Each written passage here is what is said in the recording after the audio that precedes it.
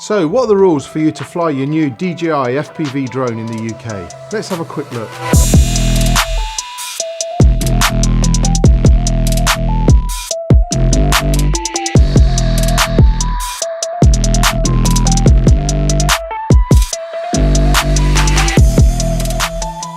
So firstly, you'll be able to use this drone in the open category.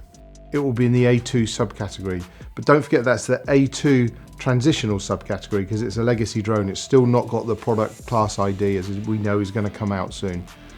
As it's over 250 grams and as a camera, you've got to register it as an operator and you mark your operator ID on the drone. So this will mean in the A2 transitional category, you'll need to have an A2 Certificate of Competence qualification known as the A2 CFC. Now this will allow you to operate in a congested area but no closer than 50 meters horizontally from uninvolved people.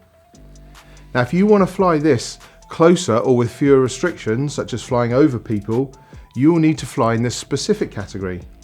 Now that means you will need a general visual line of sight certificate known as a GVC and fly under a PDRA 01, which is an operational authorization from the CAA, so you'll have to go through with your operations manual with your GVC.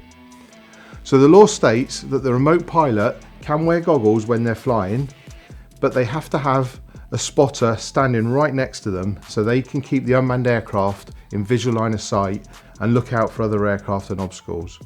So just to confirm, the remote pilot can have the goggles down and looking and flying, and the spotter standing next to them will be responsible for visual line of sight. And you must properly brief them to tell them what they're looking out for, and they must be able to communicate with you and tell you what's happening and when to stop, etc. And also don't forget that observer spotter, they cannot be using binoculars, that must be unaided visions. They can't have goggles on themselves or that will defeat the object. So the remote pilot is still responsible for the safety of the flight.